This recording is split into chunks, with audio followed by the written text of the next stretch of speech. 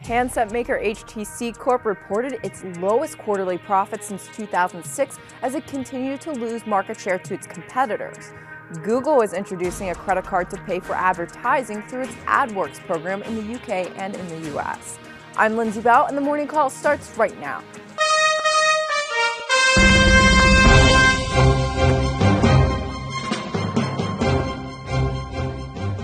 Good morning, I'm Scott Redler, Chief Strategic Officer of T3Live.com. And I'm Lindsey with TheStreet, and together we bring you the Morning Call Express. Futures are pointing down this morning. They're being led by headlines again. The World Bank this morning, they cut their estimates on growth in Eastern Asia. Spain remains a question. So how are you going into trading today, Scott?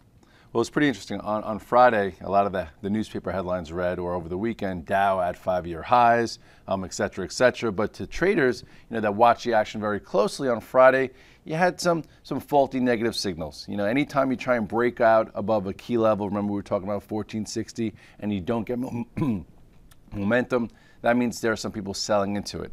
A lot of groups acted worse than others, but you never want to see just a strong open to be sold. So you could have either sold some strength, maybe got stopped out of some trailers. All in all, on a macro basis, the patterns are all fine. You still have so much room. But to a short-term trader, some guys probably went home short, considering they were pushed through failures across the board. So how did you handle it, and what do you expect it to lead to, that Friday's move? Well, first things, let's take a quick look at the chart of the S&P. If you take a chart of the S&P all the way back from a year ago, from where we hit a low below 1100 to 1460 Hi, or so. I'm Sean Hendelman no with T3 problem Live. whatsoever. Okay, it's been a really big time move coming all the way into the highs here, but on a short-term basis, if you trade intermediate trends, here is where we were talking about it breaking and closing above 1460. That was your ad.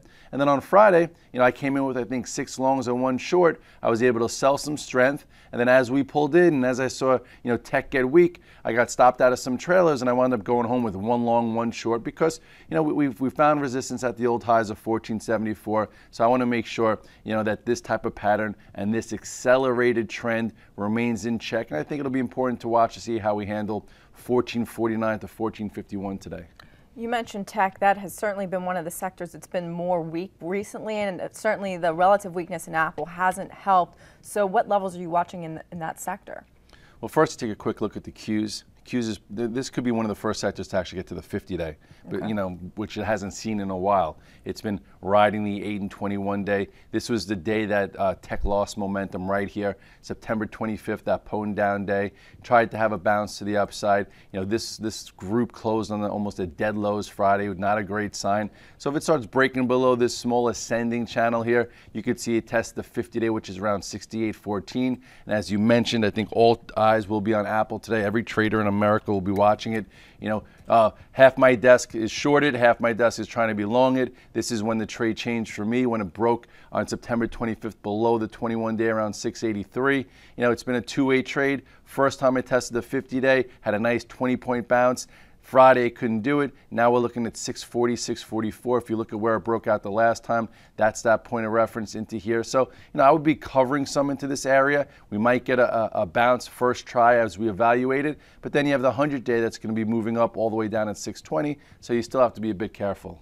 Looking at some groups that have been a little more stronger, the home builders, they hit a new high or the year highs on Friday, which was nice. And then I think the financials has also been showing some positive trends.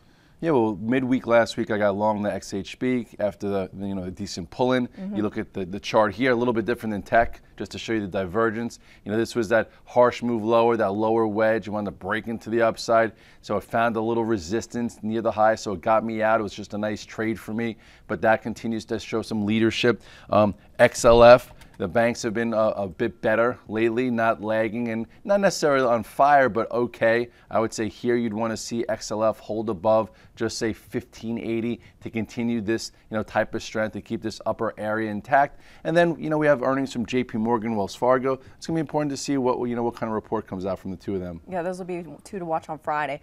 Gold and silver, just real quickly, they look like they're poised to make a breakout. How do you trade that? What are you doing there? Well, they looked poised on Thursday. That's why I got a little excited about it. But on Friday, you saw some relative weakness. So for short-term traders, I was trading it for a breakout. I've been in and out since it ignited on August 20th and 21st. So I got stopped out of silver. I think gold and silver need to hold above the 21-day moving average in order to keep the upward momentum intact. Macro investors are probably fine, but short term, watch those two moving averages. If those give way, you could see a bit more of a pullback there. Well, we're going to cover all of this and more in the long form version, so be sure to check in for that. Hi, I'm Sean Hendelman of T3 Live, where we train, coach, and mentor traders in order to help you put your money to work with confidence.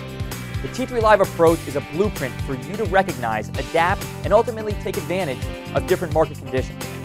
To begin your training with T3 Live, we would like to offer you the opportunity to enroll in our free 30-day online home study course. Fill in your name and email address, and I'll see you on the other side.